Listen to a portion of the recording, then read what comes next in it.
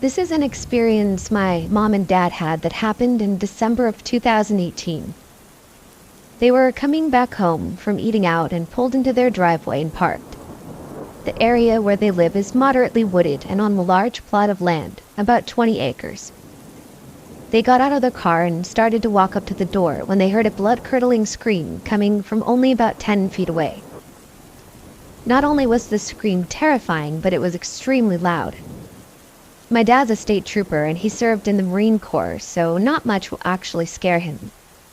He's the kind of guy to watch a horror movie at 3 o'clock in the morning with all the lights off and the curtains open. However, that night he said he was genuinely terrified. They snapped out of their trance and ran inside, and he came back out with his gun and got in his patrol car and started checking out the area.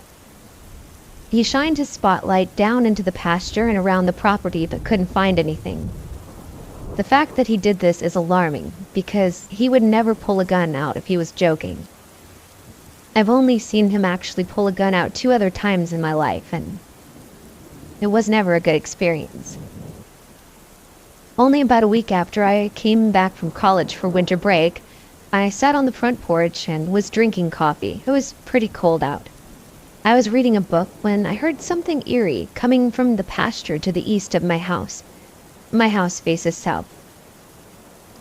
It sounded like creaking, but there was no wind blowing, and I know that the area has no hanging branches or anything for that matter that would have justified that sound. Even though it creeped me out, I refused to think anything of it and brushed it off as strange but explainable. Thoroughly chilled, no pun intended, I stopped reading my book because of bad lighting from the Christmas lights and went inside. After a while, I realized I'd forgotten my book outside and went out to grab it. This time I heard a low, poor howl. The only canine creatures that live around their place are coyotes, and when you hear them, it's a mixture of yips and short, pitchy howls. Hearing it and having my fears proved that it was definitely something otherworldly, I grabbed my book and ran inside. About 20 minutes later, my brother comes home from a friend's house. He walks in and doesn't say anything other than hey.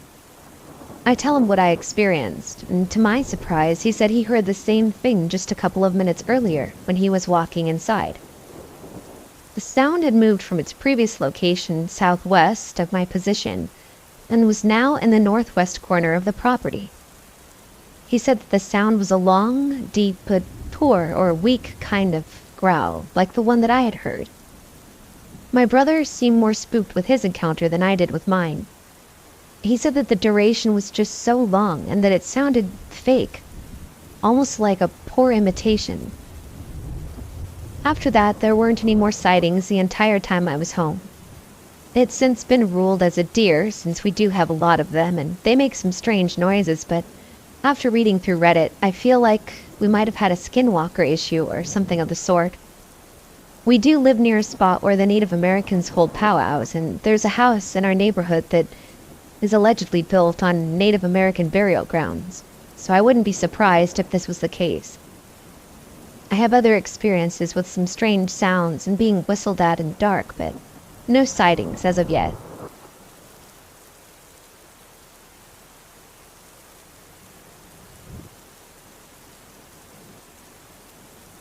It seemed like any other day, but my driver's license was going to expire in about a week, so I dreaded the thought of going to the DMV, but I had an idea. Everyone always goes on the weekends or on Monday. Well, what if I played the system and tried the middle of the week to get around it all? I get stressed out in public areas around lots of strangers and couldn't find any friends who would willingly go with me. I resigned myself to go alone and go after lunch sometime. Parking my car, I noticed that there were only 3 other cars there. Perfect. No line to deal with. I also noticed that this is not exactly a public place. It's sort of near some woods. Nothing out in the wilderness, but definitely near the outskirts of town. Stepping inside, I see that there are few people here and only one worker in today. My plan had not accounted for this. As you would expect, things went very slowly. Soon it was just one more person in front of me. I'm counting the tiles on the roof again when I hear the door open. I didn't think to look that way, but suddenly the smell hit me. It was like old milk or spoiled food. Coughing, I turned to see two strange people walk in. One had slightly greasy hair, but that was as dirty as they looked. They seemed sort of spaced out. Not all there, and they were dressed in common enough clothes. Now, I know the running joke about smelly people at the DMV, so that's how I just tossed it off. However, when they moved behind me in line, it was pretty bad. The office didn't smell great to begin with, but it was awful now. As if time was going slow enough without something else to make me more conscious of being there. These two guys had weird behavior, like they were drunk or on drugs or something.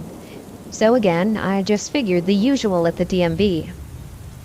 But when they talked to each other, they had holes in what they were saying. Like, for example, if one of them noticed a poster, they would look at it and say, "Do you?" and gesture at the poster.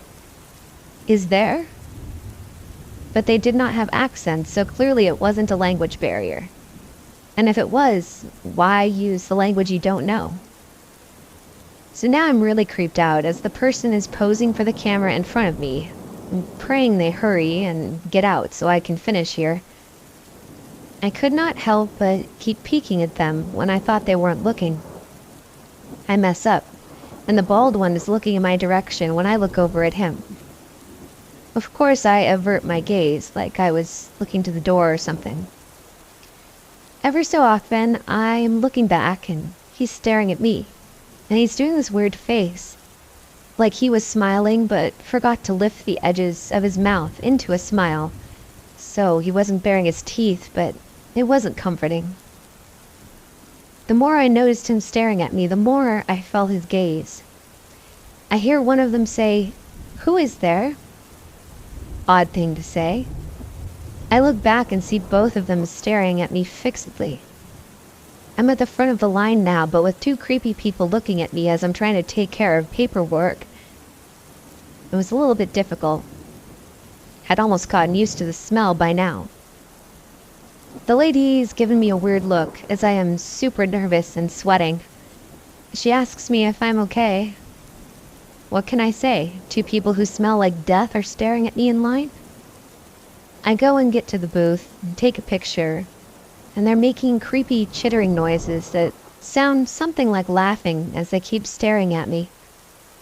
The picture has me sort of looking off to the side at them, and she informs me that I must be facing the camera, and my eyes must be looking at it. It's the only way they can confirm my eye color. It's not a good picture, but I grab it. I pay.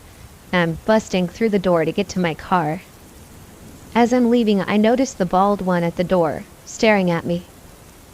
I get out of there fast and drown my fear in some heavy gaming and comfort food that night, until I'm so tired that I pass out.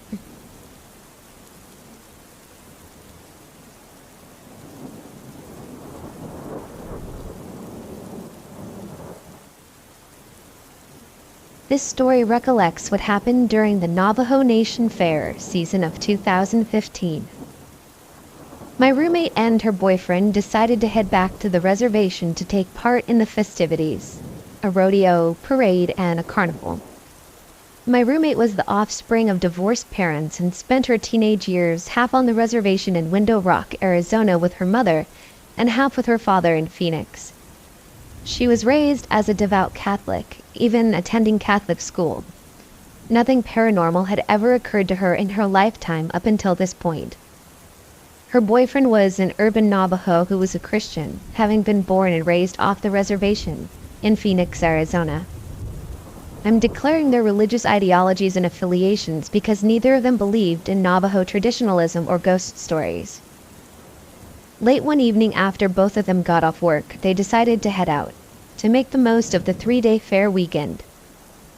My roommate had made prior accommodations with a good friend from high school.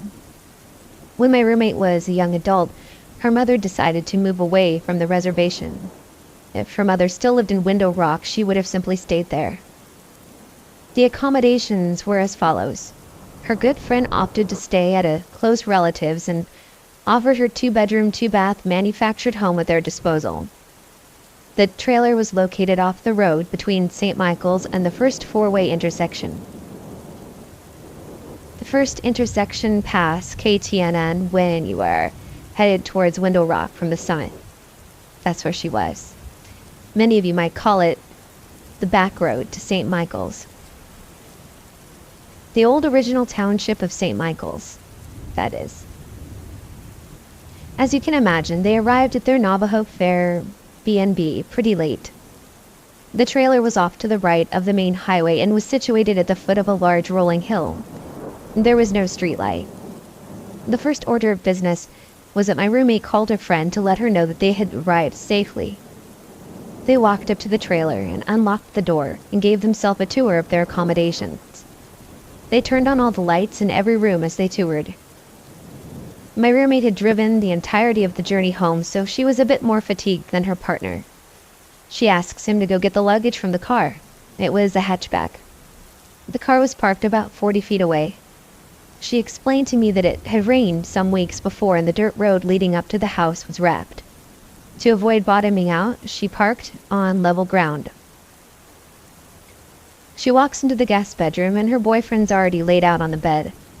She pleads with him to go get the luggage, and most importantly her makeup bag, so she can remove her makeup before bed. She compromises with him that she'll go out with him if he does the heavy lifting. She doesn't want to put her heels back on, so she decides to watch him from the porch. Yes, heels. She worked at a bank and had to always dress professionally in a pantsuit and heels. So she's standing on the top stair of the small 3-stair porch with the front door slightly ajar. Her hand is on the knob. Her boyfriend walks off into the pitch black.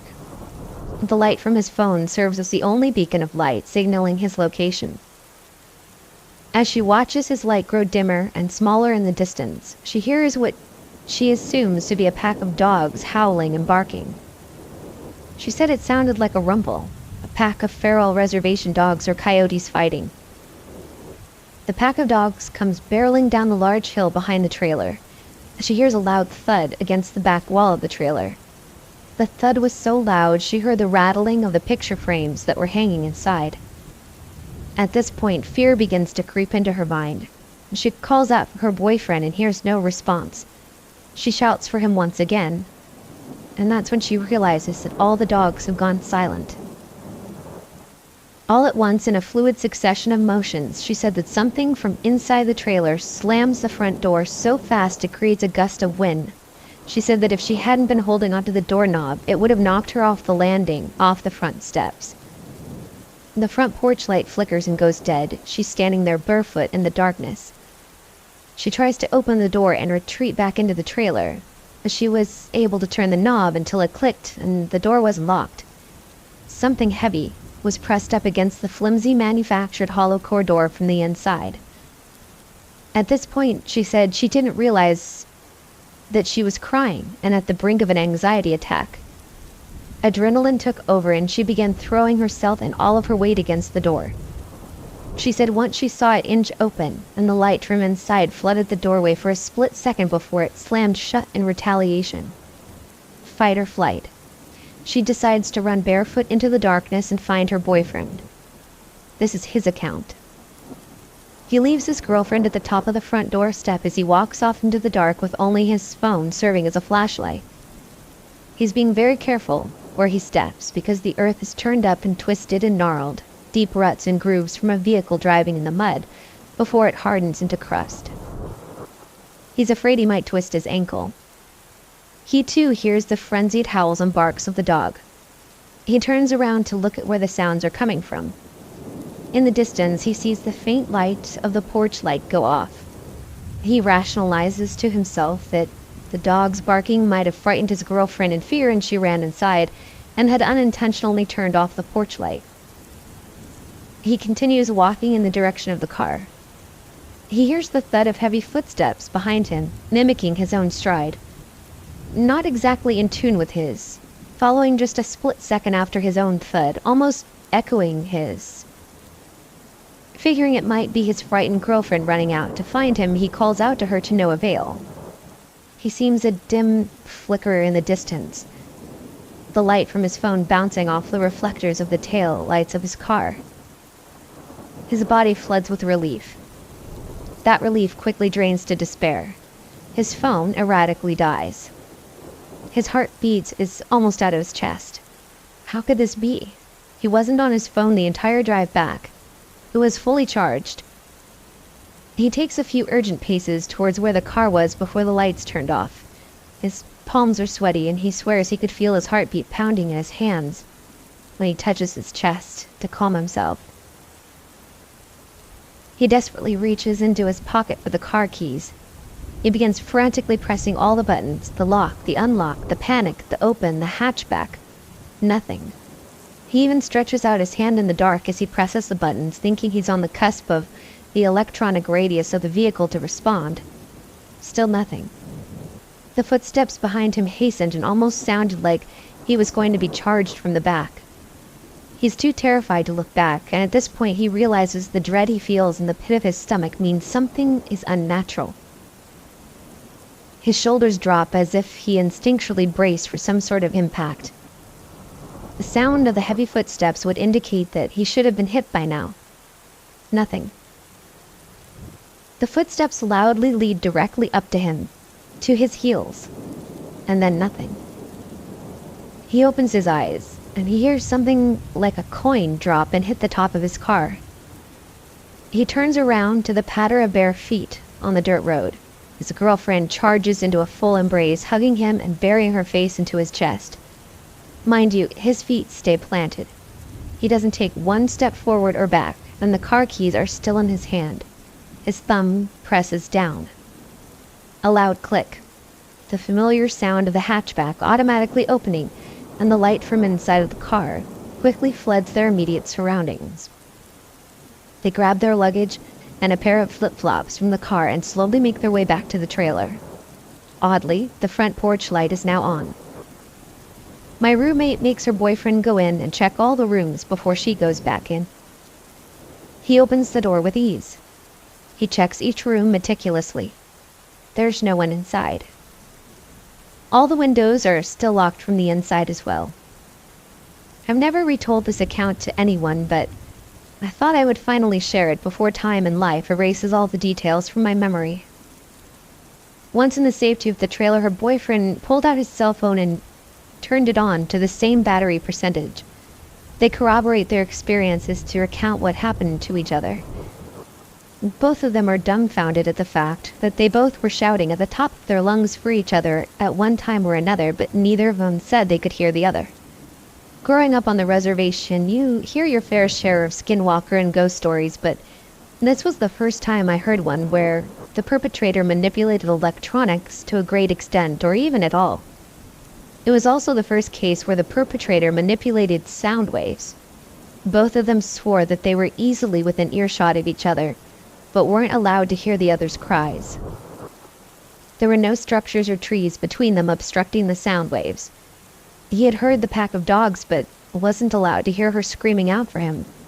What also spurred me to share this was the massive amount of questioning from some people. If they exist, why haven't they been filmed or caught on camera? Skinwalkers are just as modern as you and me. Wicked as much as they may be, they are not stupid, and they deal with smartphones and technologic advances as much as anyone. They walk the world as normal people during the day, after all.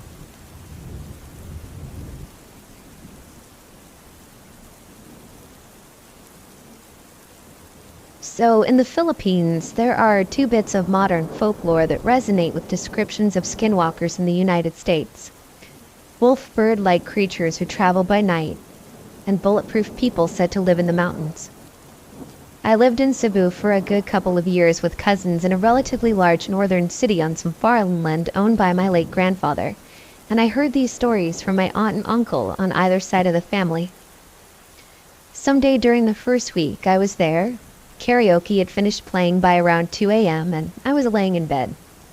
I had a little shack surrounded by brush and large trees, With most neighbors being relatives, things were fairly quiet. I was made aware of something large moving in the grass outside.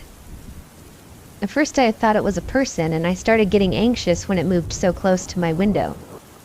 But it stopped momentarily, maybe 15 feet from me, and I could hear heavy breathing like a lion. Then it let out a long and loud howl, exactly like a wild wolf, and continued walking through the property. I was basically paralyzed at that point and tried to ignore it, but it immediately made no sense to me at all. I mean, what the hell is a wolf doing on an island that has no wolves? And why does this thing sound like it's 6 feet tall? And if there was a giant animal just casually walking around, why was it so close to the busiest road in Cebu and the most populated city for miles?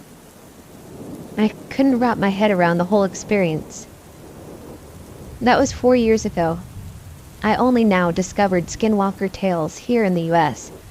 And while the videos I've watched don't reproduce the sound I heard, some details are similar, namely that they only appear at night, are bulletproof shapeshifters, and have a wolf-like appearance.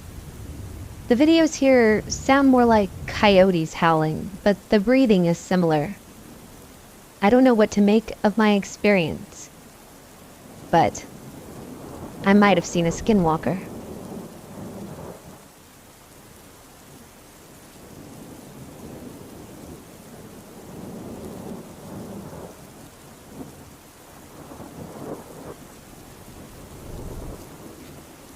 I live in rural Idaho, about 5 miles from a reservation. Growing up, we heard all sorts of stories and legends surrounding the res. I have to admit, I was a bit of a skeptic when it came to things that we heard. My best friend and I have always been drawn to the paranormal. When we were about 16 or 17, we decided that we'd go for drives on the res at night. The area we live in has a very tight-knit community, and our little town has just over 10,000 people. We basically have no crime, and everyone feels pretty safe, so driving around at night is no big deal. We went on our night drives fairly often, with no experiences to note. One day we heard a story from someone at school about an abandoned schoolhouse on the other side of the reservation. Just past the schoolhouse, there was supposed to be a small bridge that went over a large farming canal. The story was, if you drove to the bridge and turned your car off, you could hear water babies. If you don't know what they are, there are many different stories and legends stemming from Native American culture about them, so go look them up. Anyway, we decided that that was going to be our next driving destination. Neither of us had ever heard a water baby cry, so we were interested. That night after dark, we jumped in my car and started driving out there. The closer we got to the schoolhouse, the more uneasy I began to feel. We drove past the buildings that were supposedly the schoolhouse and stopped on the bridge. I cut the lights and killed the engine. Silence. There was no sound but the rushing water below the bridge. We sat there for what felt like forever. In reality, it was probably only 4 or 5 minutes. We heard nothing but the water. We started joking about the story being fake and decided that it was a bust and we should just go home. The keys were still in the ignition, so I simply tried to start the car. Nothing. The dash lights lit up, but it just wouldn't turn over. I had never had any problems with that car before. I tried a couple more times while talking with a friend, not wanting to freak her out. About the 3rd or 4th time, I turned to her and said, "Listen, I don't want to freak you out or anything, but my car won't start." Her eyes grew wide, and she responded with, "You're fucking with me, right?" I wish I had been.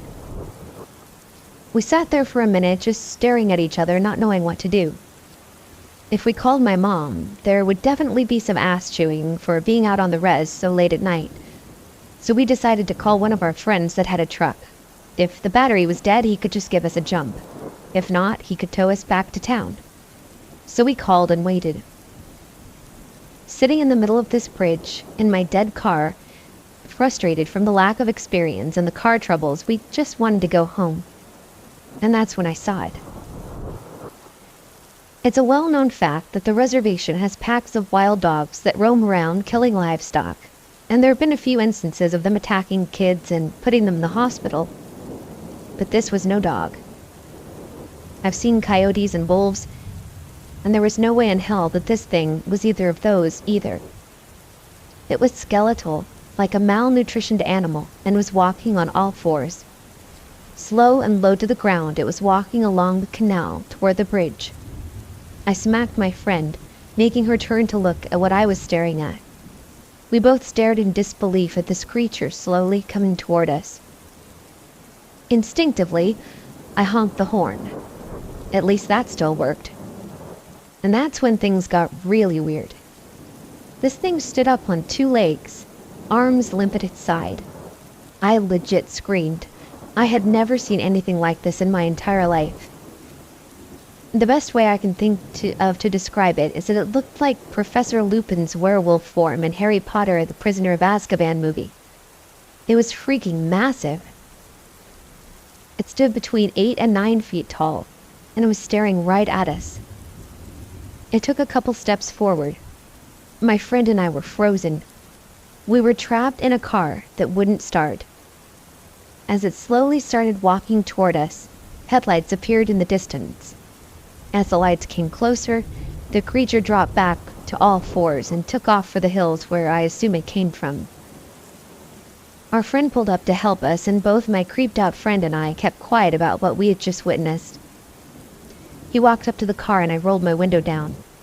He suggested we push the car off the bridge to the side of the road and pop the hood, so I threw it into neutral and got it off the side of the road. My friend asked me to pop the hood and try to start the car, so I did. The damn thing started right up. I don't know what caused it to not start before, but that night I had an experience I'll never forget. I don't go out on res anymore at night. I'd really rather not see whatever that was again.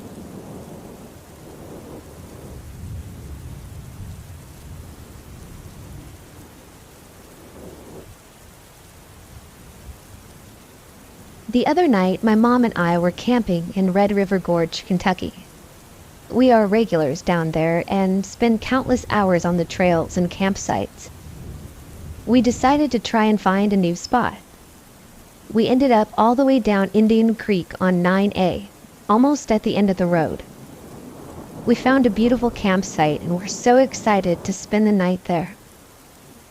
The first strange thing to happen was that I could not start a fire. I can't tell you how many times I've made a fire before. I've never struggled like this time. I went through 8 campfire matches. They're much larger and they hold a fire for 15 minutes. I went through almost an entire box of regular matches. We had a fire starter block just to make things easier and dry wood. It took me hours to get it going. I blamed the moisture in the air that night. But things continued to get weird. Next, at 2:18 a.m., my mom wakes up and tells me that there's someone outside of our tent and that they've been there for about 5 minutes. I wake and see lights shining down into our tent. You can hear a woman's voice, but we're both paralyzed with fear, so we don't look out. We were down a steep hill, and the lights were coming from up on the street, only about 300 feet away. The lights did not go away for another 5 minutes. Finally, the lights and the voices were gone, but we never heard a car leave. We were on a gravel road in the middle of the night, and the nearest campsite is probably 10 walking minutes away. We would have heard a car. Finally, we fall back asleep after being spooked. At 4:19, we wake up again to my mom's phone playing music. It sounded like a sad funeral song, but it also sounded like it could have been a ringtone on her phone. Neither of us have ever heard this song before, and neither of us have alarms set. We do not have service, so her phone is on airplane mode. When she picks up the phone, the music just quits playing. She doesn't press any buttons, Her screen is still black, the song just turns off. She didn't receive any notifications from any apps, it's a blank screen, and her music app isn't playing. The next morning, I go through her phone and listen to all the different songs, and that song is nowhere on her phone. So why did this random song start and end playing on her phone in the middle of the night? Plus, when I woke her up, she was telling me about her crazy dream of someone coming up to our tent and asking to come inside. She said this dream happened twice. In the first dream, a woman comes up and asks to come inside. My mom then tries to grab something for self-defense, and the tent is so large she can't get to it. In the next dream, a man asks to come into our tent just for a minute. He says he will leave soon, but when she grabs something for self-defense, it crumbles in her hand. The guy runs away after he sees people chasing after him. She then wakes up to the weird funeral song playing on her phone. My mom didn't know if those dreams were real or not when she woke up, and she never remembers her dreams. That night was just full of weird occurrences. If they happened by themselves, I wouldn't think anything of it, but there was so much going on in a 12-hour span, it truly felt like we were not wanted there. And I have never felt that at the gorge before.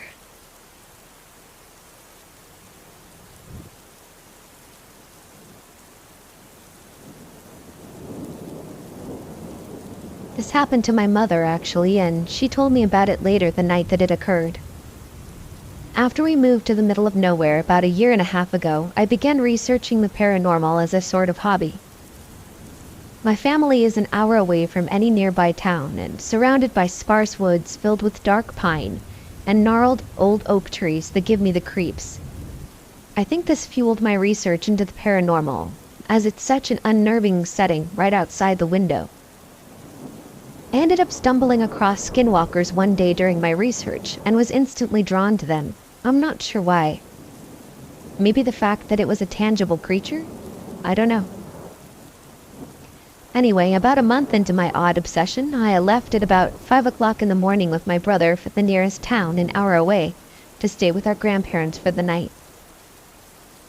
That night my mother called to tell me about an odd encounter she'd had with a deer about a half hour after my brother and I had left.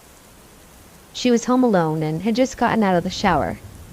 The sun was just starting to come up, so it was relatively dark outside, and she heard 2 short, sharp knocks on the window, and the 2 family dogs started going absolutely nuts in the living room. She walked out into the living room and saw a stag, standing on its hind legs, peering into the living room window. The family dogs, otherwise good-natured and familiar with deer at this point, were snarling, their hackles raised, and she said she could see the whites of their eyes. When it turned and saw my mom standing there, she said it blew air out of its nose, fogging up the window. That's how close it was.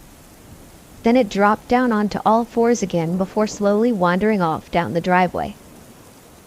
My mom thought she'd had a rare encounter with a deer and was excited to tell me about it since we're both animal lovers, but it made my blood run ice cold and scared the shit out of me. Personally, it feels way too well-timed to be a coincidence. I've stopped my research, all of it actually, into anything paranormal, and we haven't had anything similar happen since.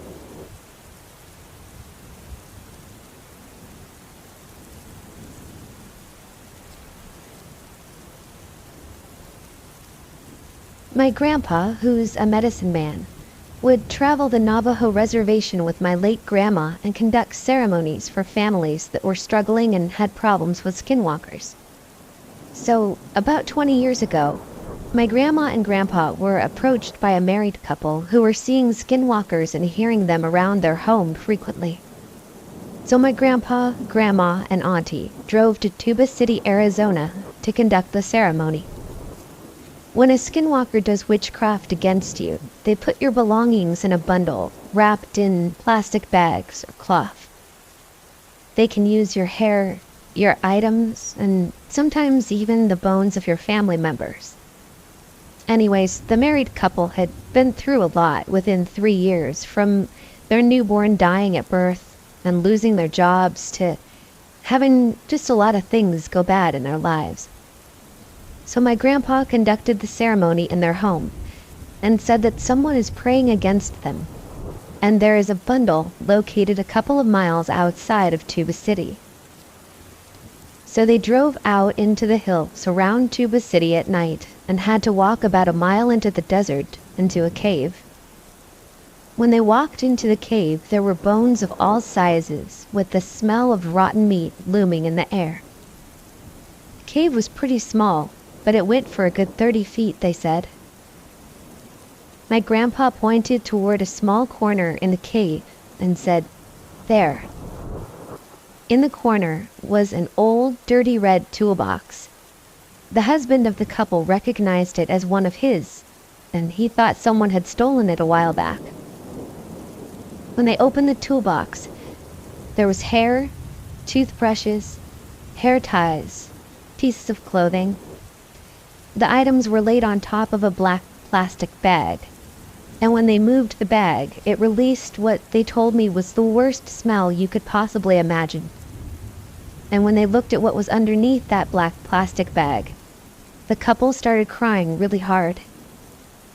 My grandparents wouldn't tell me what it was at the time, but a couple of years ago, my auntie told me. She said it was the skeleton of an infant, and that it was the skeleton of their infant daughter that had died at birth. I still get chills thinking about it.